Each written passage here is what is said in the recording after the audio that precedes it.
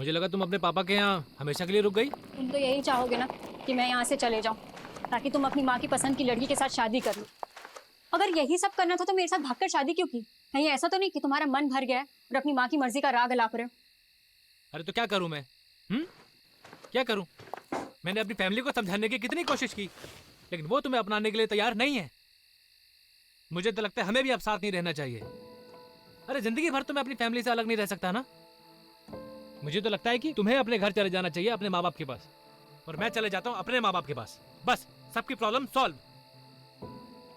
शादी के 1 साल बाद तुम कह रहे हो कि तुम्हारे घर वाले नहीं मान रहे और तुम्हें अब घर वापस जाना और उनकी मर्जी से शादी करनी है। अगर यही सब था तो मेरे साथ शादी क्यों की भाग कर? तो मेरी फैमिली तुम्हें अपनाना क्यों नहीं चाहती? जरा ये भी तो सोचो। तुम कहना क्या चाहते हो कि इन सब में मेरा दोष है? वो मुझे नहीं पता। मुझे पता है कि तुम कैसे आदमी हो। अरे अच्छा आदमी नहीं हूँ तो छोड़ के चली क्यों नहीं जाती? कहाँ जाऊं? अपने बाप के पास या कहीं और, लेकिन मुझे माफ करो। बाप के घर, वही तो प्रॉब्लम है ना। वो कहते हैं ना, शादी के बाद एक लड़की अपने पति में बाप की परछाई ढूंढती है, और शायद जाने अनजाने में ना मैंने कुछ ज्यादा ही ढूंढ लिया। इसके बाद एक लफ्ज और बोला ना तो मैं भूल जाऊंगा कि तुम मेरी वाइफ हो। कुछ कर बैठूंगा मैं।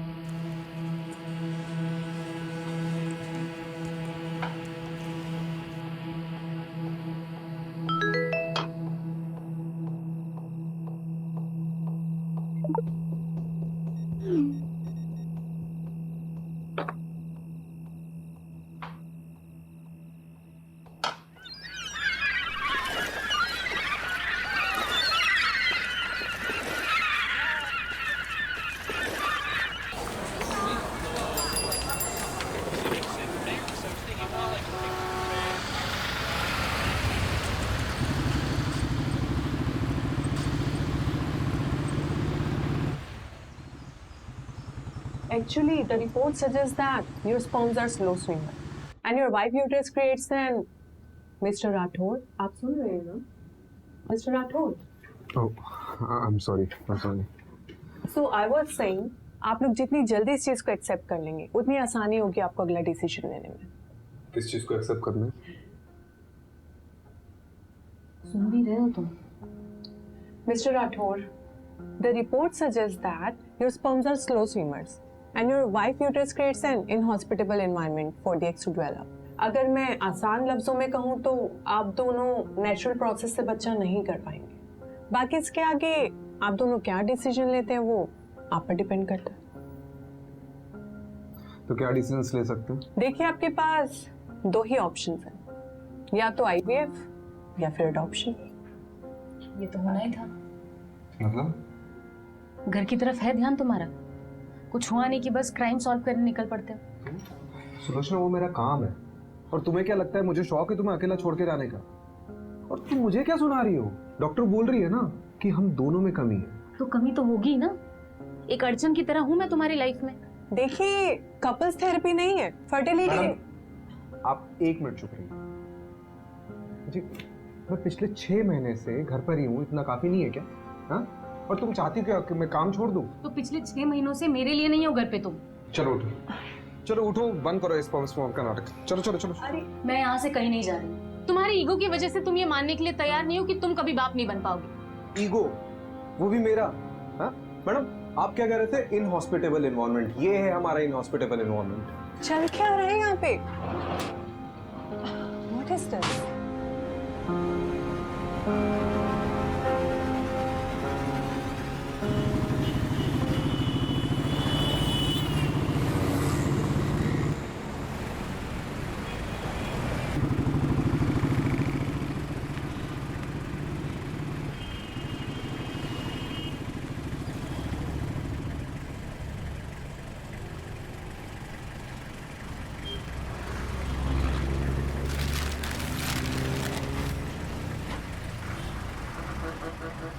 मुझे नहीं पता था कॉलेज के बाद शैलेश ऐसा निकलेगा। बात सिर्फ वो नहीं है, बात ये है कि उसने मुझ पर हाथ उठाया। अपने पापा और चाचा से नहीं कह सकती? वो भी तो सब एक ही मिट्टी के बने। अब जो भी करना होगा मुझे अपने दम पर करना होगा। पर तू करने क्या वाली है नीतू?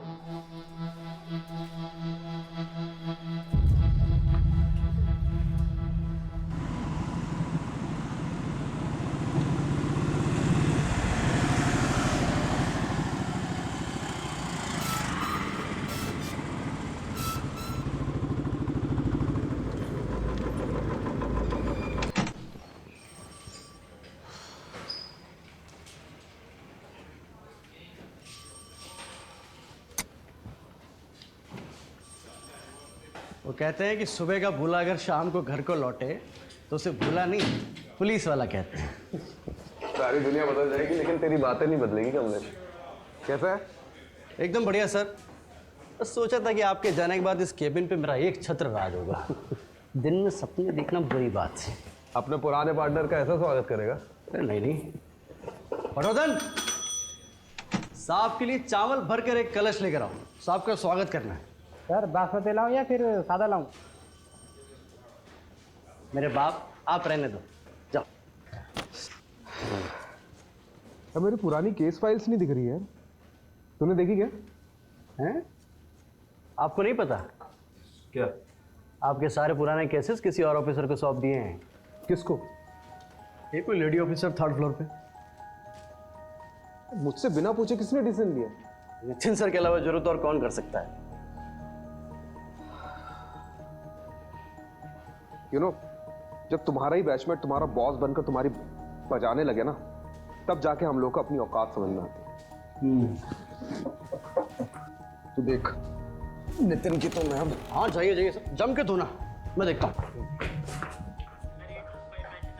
Nitin, welcome back Rajiv. नितिन कुछ बात कर रहे हैं। राजीव अभी मेरे पास टाइम नहीं है। I have to rush to MP Khurana secretary से। आई हर्ड मेरे केसेस किसी और को दे दिए गए। That's because you are assigned to a new crime detection unit. मुझसे पूछे भी ना। व्हाट? राजीव, इस डिपार्टमेंट में सबसे पूछ के काम करूंगा तो डिपार्टमेंट चलेगा नहीं। बाकी मैंने तुम्हें पूछना जरूरी नहीं समझा। जरूरी समझा?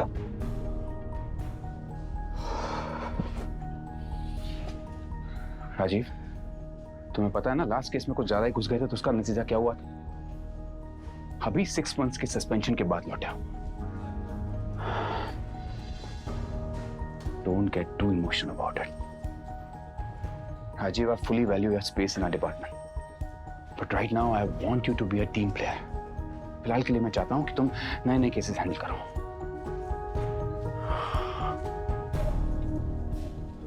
एक बात और, जब तक हम दोनों इस बिल्डिंग में साथ में काम कर रहे हैं, तब तक तुम हमें नितिन सर या सर कहोगे। Is that clear? Yes sir. Good. एक नया केस आया है। गुड़गांव दिल्ली बंदोबस्त में हमारे कांस्टेबल्स ने 2 आदमियों को एक लड़की की लाश ले जाते हुए देखा। अनफॉर्चुनेटली क्रॉस फायरिंग में हमारे 3 कांस्टेबल्स इंजर्ड हो गए।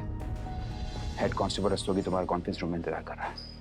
Take Kamlesh along and find that missing body. ये yes sir. And Rajiv, I know you'll do your best.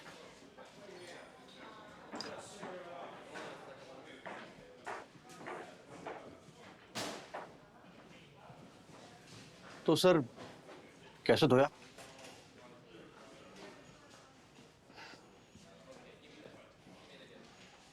चल दिखाता हूँ।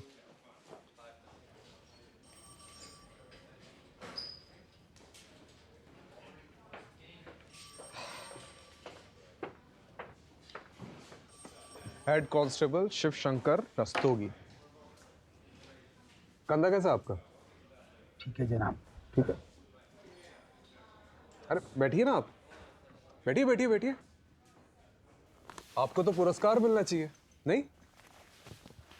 टेम्पो की ठीक से तलाशी नहीं ले सकते थे? अरे ली थी जनाब, लेकिन 1-2 बोरियों में आलू मिले तो मुझे लगा आलू ही होंगे, इसलिए आपने उसे जाने दिया। वो तो अच्छा हुआ कि कांस्टेबल कृपाल सिंह ने टेम्पो का बैकडोर अच्छे से बंद नहीं किया था, वरना ना वो लाश गिरती और ना हमें पता चलता। देखा, ये ऐसे दिखते थे।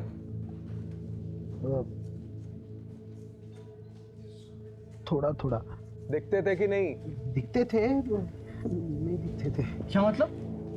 वो अंधेरा बहुत था ना, तो ये शक्ल ठीक से नहीं देख पाया मैं। पैसे कितने लिए? जी जी जनाब। पैसे कितने लिए उनसे? 1000। क्या बात है।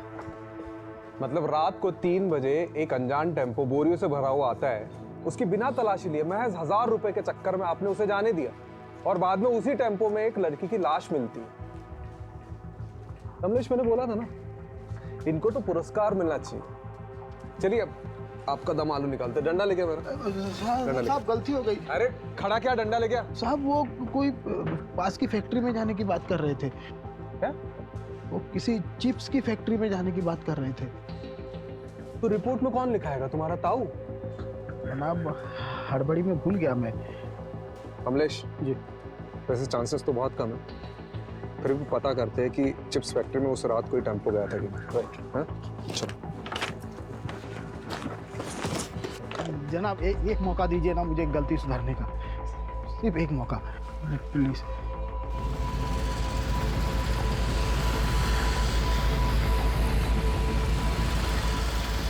कमलेश, टोल नाके का सीसीटीवी फुटेज निकलवा लो। हाँ ऑलरेडी बोल दिया मैंने, 2 हवलदार उसी में लगे हुए, बस थोड़ी देर में मेल पे आ जाएगा।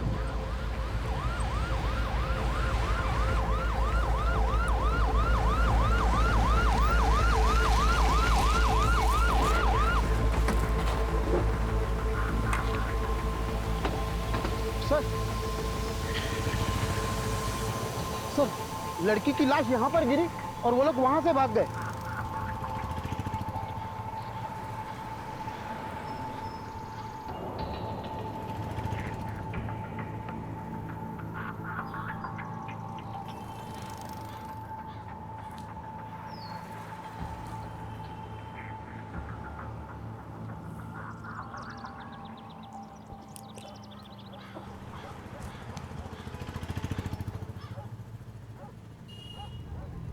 ये अपने साथ क्या कर रहे हैं? ये अपने राजीव साहब का सुपर पावर है, इसको बोलते हैं डिडक्शन।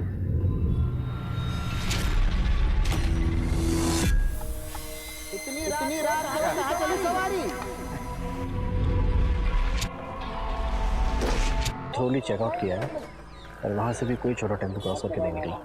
चोर चोरी करता है तो सबसे पहली चीज क्या करता है? क्या करता है सर? चोरी से जितना दूर हो सके भागता है। राइट। और जिस टेम्पो में भागे थे बीच रास्ते में कहीं ना कहीं तो बदला होगा। राइट। एक काम करते हैं, मैं और रस्तोगी चिप्स फैक्ट्री जाते हैं, वहां बात करते हैं। तुम पास वाले ढाबे में जाओ, वहां पूछताछ करो। राइट। कुछ ना कुछ तो चीज मिलेगी।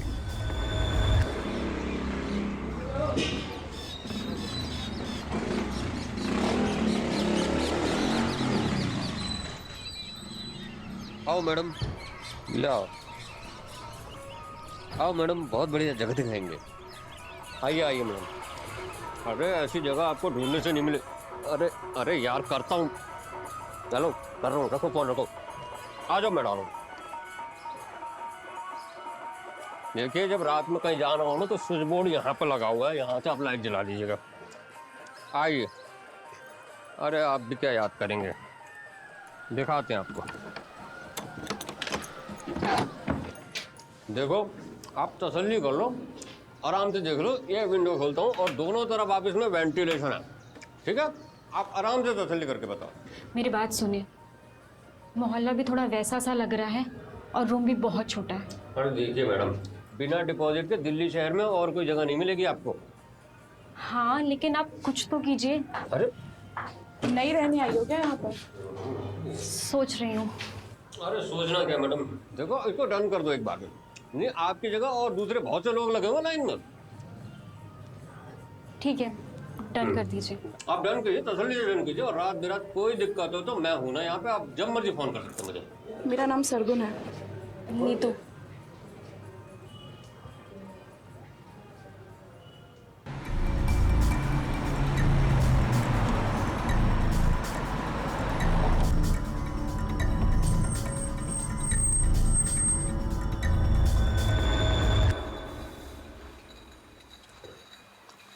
सर ये मैनेजर है। देखो यहाँ से एक टेम्पो चोरी हुआ है और उसमें आलू की बोरियों में एक लड़की की लाश मिली जो कोई लेके जा रहा था। यहाँ से कोई टेम्पो गायब हुआ है क्या? गायब तो नहीं हुआ, लेकिन कभी कभी हमारे टेम्पो वर्कर्स टेम्पो ले जाते हैं और दूसरे दिन वापस ले आते हैं। शायद उसी वजह से होगा। कई बार 2 से 3 दिन तक हमारे टेम्पो बाहर रहते हैं। फिलहाल कोई टेम्पो है तुम्हारे यहाँ पे? रजिस्टर लाओ।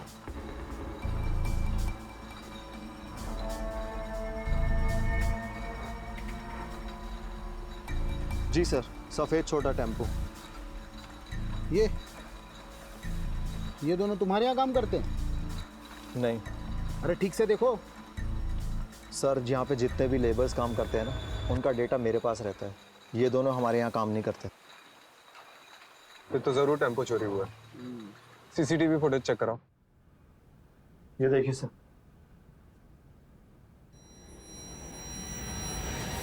सर यही टेम्पो था। पक्का? अरे सर, नींद में भी उठा के पूछोगे ना तब भी मैं यही कहूंगा। लेकिन सर ये दोनों की शक्लें ना ठीक से दिखाई नहीं दे रही हैं। लेकिन रजिस्ट्रेशन नंबर तो दिखाई दे रहा है ना। यस। इसको जमीनी आपातन कहीं से भी खोज के निकालते हैं। जी सर। नंबर नोट करो उसका। जी।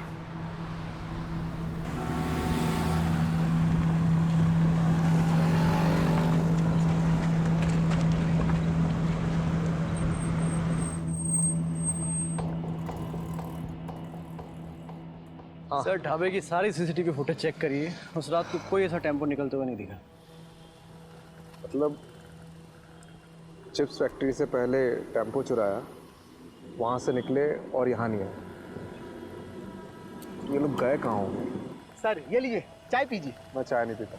अरे सर ऐसा थोड़ी ना होता है, जो चाय ना पियो वैकुंठ ना देखे। मतलब मेरा कहने का मतलब ये कि मेरी अम्मा कहा करती थी, चाय एक जज्बात है। जब भी कभी मझधार में फंसे हो ना सर, तो एक चाय की चुस्की लगा लिया करो, क्या पता बीच का रास्ता निकल जाए।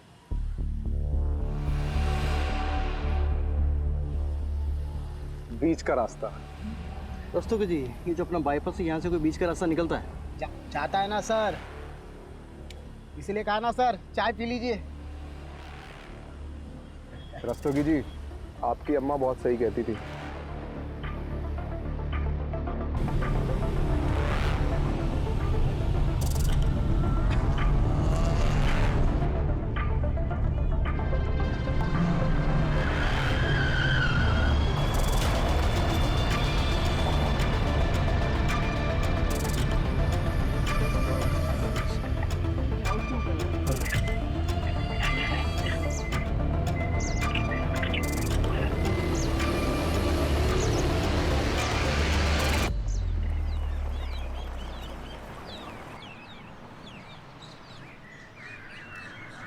सर सर यही टेम्पो था। ये वाला? हाँ।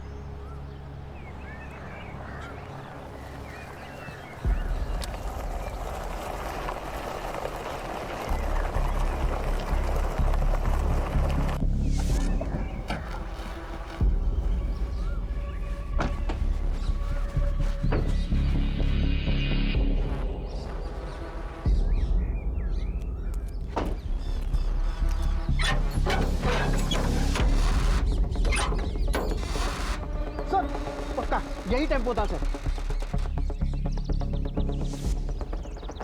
बधाई हो रस्तोगी जी, आलू पक गए आपके। उस रात तो और कुछ ऐसा देखा था जो अभी याद है? सर जब वो लड़की को बोरी में भर रहे थे तो उसका हाथ ऐसे बाहर था और नाखूनों पर लाल कलर की पॉलिश लगी हुई थी। उसने चूड़ियां पहनी हुई थी सर, बिल्कुल एकदम नई नवेली दुल्हन की तरह। अरे ये इधर देखना जरा, यहाँ फूल की पत्ती और गुलाल है। आलू की बोरी में फूल और गुलाल? अरे दस्तोगी जी, आप ही कह रहे थे ना कि नई नवेली दुल्हन का हाथ दिखा था। हाँ। किसी की शादी में ये मौत हुई है। सर घरेलू मामला लगता है। लड़की की शादी के मंडप में मौत हुई और उसके बाद ऐसा ही कुछ। सर या फिर लड़की भाग गई और उसका पीछा करते करते किसी ने रास्ते में उसको मार डाला। पता करो कमलेश। जी सर। किसके बाप की शादी में कांड हुआ।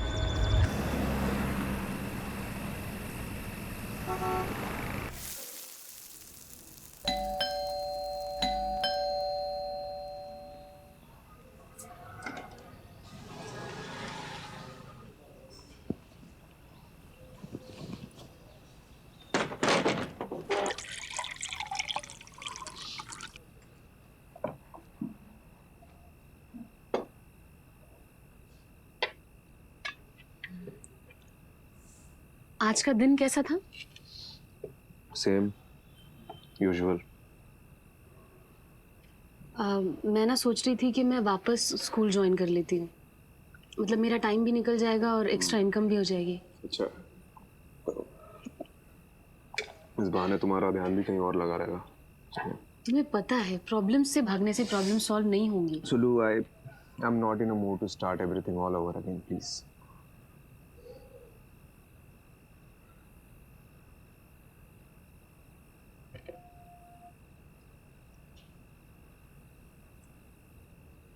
तुमने भस्मासुर की कहानी सुनी है? क्या? भस्मासुर? जब मैं स्कूल में पढ़ाती थी तो अक्सर बच्चों को ये कहानी सुनाया करती थी। क्या है इस कहानी में? भस्मासुर नाम का एक दानव था जो देवताओं की शक्ति पाना चाहता था। तो उसने सालों साल तपस्या की और फिर कई साल बाद उसको उसकी तपस्या का फल मिला। शिवजी स्वयं उसके सामने प्रकट हुए। उसने शिवजी से एक वरदान मांगा कि मैं जिसके भी सर पे हाथ रखूंगा वो भस्म हो जाए। शिवजी ने कहा तथास्तु। बस फिर भस्मासुर का आतंक फैला। वो जहां भी जाता था किसी के भी सर पे हाथ रख देता था और वो इंसान भस्म हो जाता था। खौफ के साथ साथ उसका घमंड भी बढ़ने लगा। एक दिन उसने सोचा कि मैं शिवजी के सर पे हाथ रख देता हूं। शिवजी परेशान हो गए तो शिवजी इस समस्या का हल मांगने विष्णु जी के पास पहुंचे। विष्णु जी ने एक अप्सरा का रूप लेकर भस्मासुर को ऐसा फंसाया कि अपने ही घमंड में चूर वो खुद के ही सर पे हाथ रख बैठा और भस्म हो गया।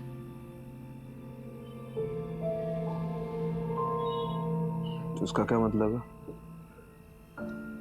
इसका ये मतलब है कि भस्मासुर अपने घमंड की वजह से भस्म हुआ था और भस्मासुर नाम का दानव हम सब में होता है।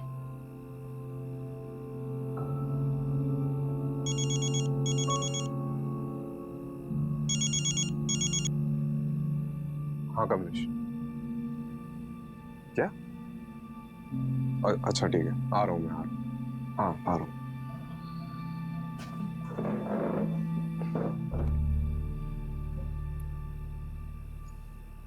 बैरिकेड क्यों नहीं होता?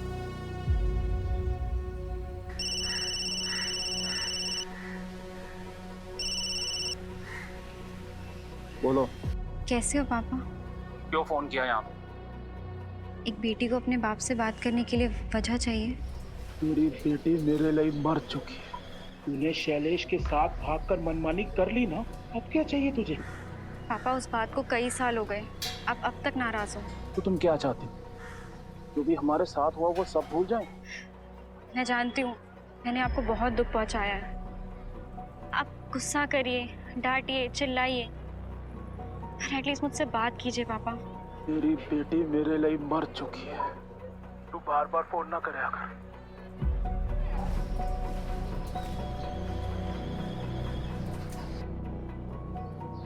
सारी जगह छोटी है इसलिए सब कुछ साफ साफ सुनाई देता है। अरे नहीं, मैं तो सिर्फ बस ऐसे यूं ही। आंसू रोकने से कम नहीं हो जाएंगे। नहीं। हाँ, वो नज़ारे देख रही हो? बड़े ही रंगीन लगते हैं और असल में कितने राज छुपा रखे होंगे। रंगीन रातों में गुनाहों के घर,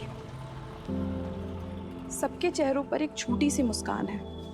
बंद किवाड़ में झांक कर देखो तो एक आंसुओं का सैलाब सा है जो एक दिन इस पूरी दुनिया को डुबो सकता है।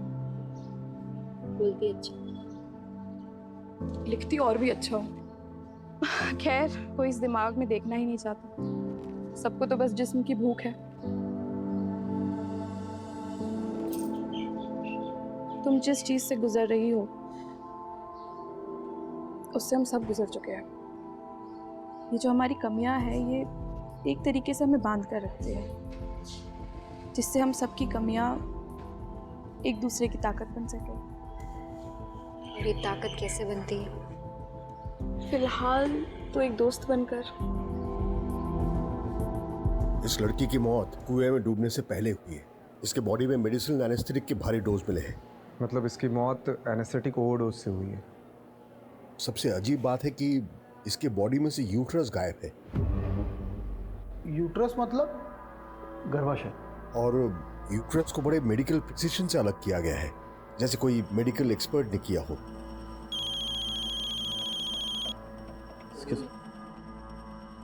सर, हाँ, वो प्लॉट किसका पता चल गया है। कोई बिल्डर है मनु मंजाल। चलो बारात निकालते हैं।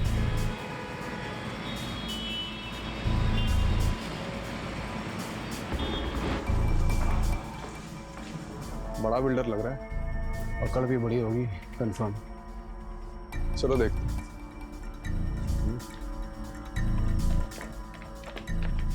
प्लॉट तो प्लॉट ही होता है। अब हर प्लॉट पे तो नजर रख नहीं ना सकते जी। लेकिन आपको सिक्योरिटी तो रखनी चाहिए थी ना। रखी हुई है, एक दरबान रख रखा है जी प्लॉट पे। अब वो रात को कहीं बीड़ी बीड़ी फूकने चला गया होगा तो पीछे से आगे कोई बॉडी डाल गया। अब इतने बड़े प्लॉट पे एक आदमी सब जगह तो नजर नहीं ना रख सकता। आप खुद सोचिए। देखो आप इस लड़की को जानते? मैं लड़की वड़की नहीं रखता जी। हम तो फैमिली वाले आदमी हैं। ऑफिस से घर, घर से ऑफिस। साल में 2 बार तो माता वैष्णो देवी के दर्शन करने जाता हूँ जी। लड़की वड़की के चक्कर में हम नहीं पड़ते। अरे भाई साहब, इनके कहने का मतलब ये है कि आपने पहले कभी इस लड़की को देखा है जिसके हाथ में कोई टैटू वगैरह हो? देखा है, अभी देखा है जब आपने दिखाया। बस मैं क्या कह रहा हूँ जी, आप भी कोई प्लॉट देख लो, कुछ पसंद आ गया तो बढ़िया डिस्काउंट दे देंगे। आप लेकर भाभी जी को गिफ्ट कर देना है। या भाभी जी को प्लॉट वगैरह पसंद नहीं है। अच्छा जी, तो फिर क्या पसंद है जी भाभी जी को? बच्चे पसंद है जी।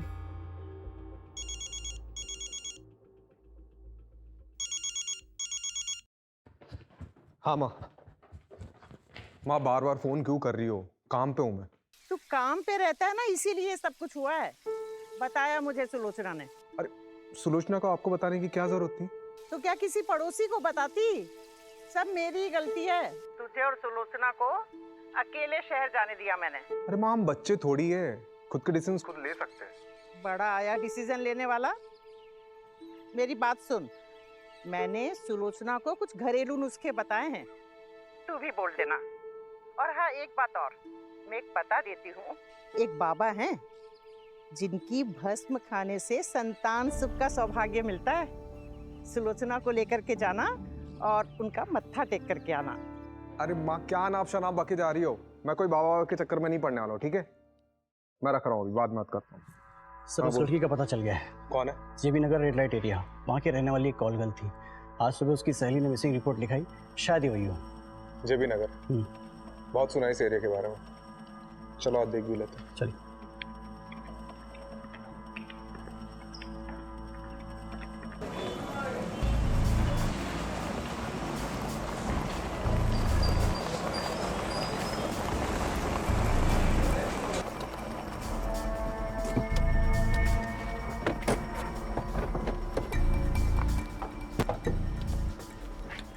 इसे ठीक से देखो, जानती हो इसे? इधर न रिया का, ये मेरी रिया, मेरी दोस्त है साहब। इसे आखिरी बार कब देखा था? 6 दिन पहले। 6 दिन पहले किसी के साथ देखा था? बबलू के साथ देखा साहब। ये बबलू कौन है? बबलू हमारा एक एजेंट था साहब। वो उस दिन रिया के लिए बहुत बड़ा क्लाइंट लेके आए थे।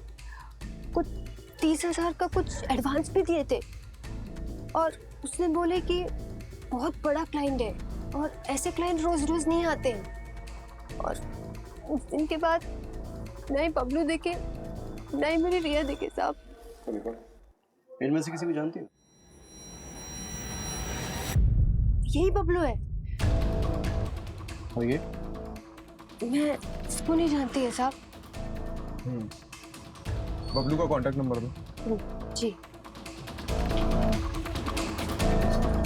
बबलू का फोन ट्रेस करवा और उसकी लास्ट लोकेशन पता कर। सर, आपको नहीं लगता उसने अपना फोन डिस्कनेक्ट कर दिया होगा? यार तो यही है, लेकिन अगर एक बार भी फोन स्विच ऑन किया ना तो हमें पता चल जाएगा। चलो लेट्स गो।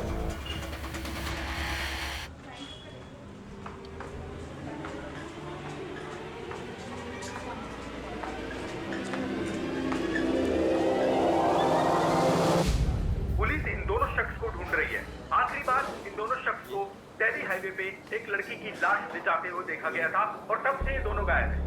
गौर से देखिए इन दोनों स्केचेस को और कुछ भी पता चलने पे हमें हमारे टोल फ्री नंबर पे कॉल कीजिए।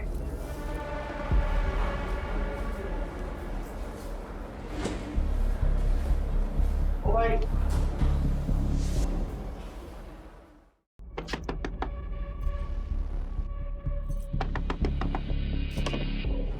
नहीं तो ये लड़का तेरी सारी पैसे की दिक्कत खत्म कर देगा। वो कैसे? आ बैठ। एक नया क्लाइंट लेकर आया है। पहले कभी नहीं किया। देख, सबका पहली बार हो, ठीक है? मैं तुझे हमेशा करने को बोल रही हूँ क्या? अभी तुझे जॉब की जरूरत है ना? है ना? तो जब जॉब लग जाएगी तो ये सब छोड़ दियो। अभी बस एक मीटिंग करके आ जा। सब ठीक होगा, मुझ पे भरोसा रख। ठीक है।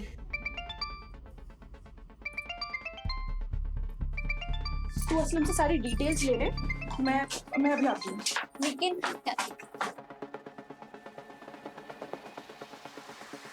हेलो बबलू, कहाँ है तू? ये न्यूज़ में क्या आ रहा है? ये सब मैं तुम्हें बाद में बताता हूँ। मैं बड़ी बुरी तरह कांड में फंस गया हूँ यार। फिलहाल एक जगह पे अंडरग्राउंड हूँ। क्या होटल? क्या कांड? सब बताता हूँ। लेकिन यहाँ से निकलने के बाद मन्ना सोची थी ज़्यादा कमीशन मिलेगा, पर हम दोनों ये काम छोड़ के हमेशा के लिए यहाँ से चले जाएंगे। लेकिन मुझे क्या पता थी कि मैं इतनी बुरी तरह फंसूंगा। कहाँ है तू? मैं अभी आ रही हूँ तेरे। नहीं, तुम यहाँ मत आना। यहाँ पहले ही बहुत खतरा है। मैं जल्दी से जल्दी यहाँ से निकलने की कोशिश करता हूँ और निकलते इन सारी चीज़ों से दूर जाना चाहता हूँ। Hello Bablu, hello.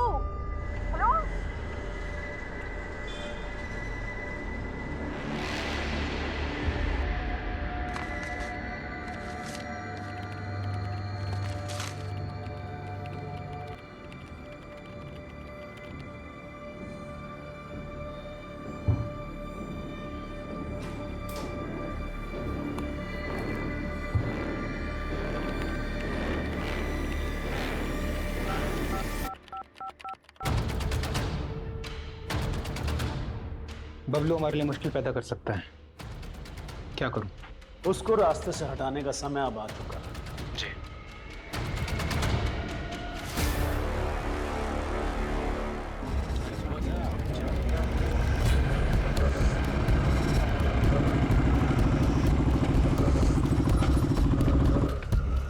बबलू की लोकेशन कहाँ की मिली? सर शास्त्री नगर के एक होटल की मिली है, पास ही के एक ढाबे के वेटर ने आज सुबह उसे देखा। चलो लेट्स गो। चलो दस्तों जी, आपके आलू पक गए।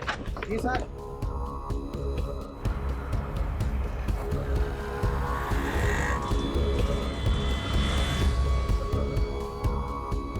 रास्ते की चाबी।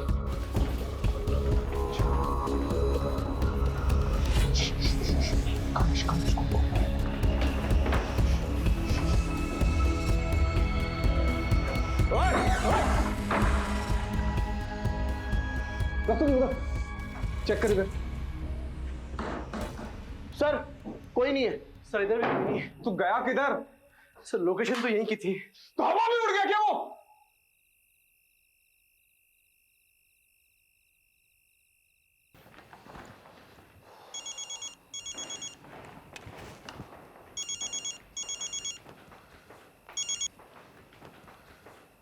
बबलू हाथ से निकल गया। So, what do you want to do now? रिया एक कॉल गर्ल थी और बबलू उसका एजेंट।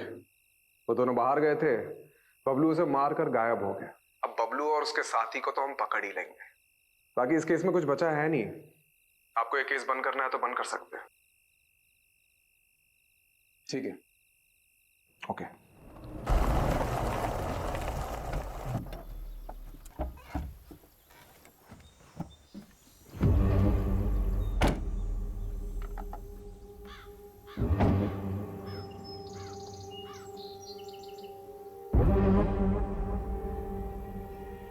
यो कौन सी जगह है भाई?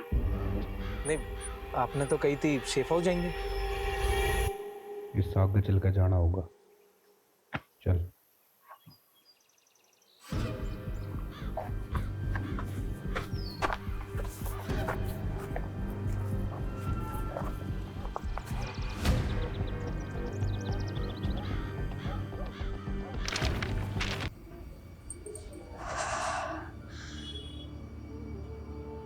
पहली बार और आखिरी बार।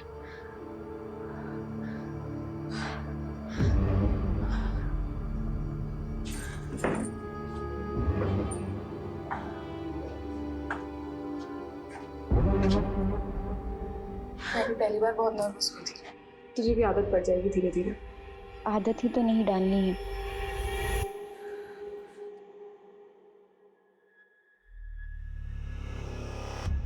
ठीक है, जाओ।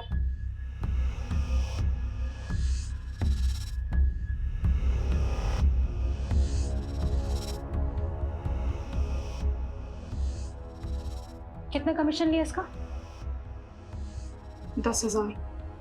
दोस्ती का नाटक करना जरूरी था? नाटक नहीं था तो फिर? जिंदगी का दस्तूर है हमारे साथ। Okay guys, bye. Bye Nisha, good night.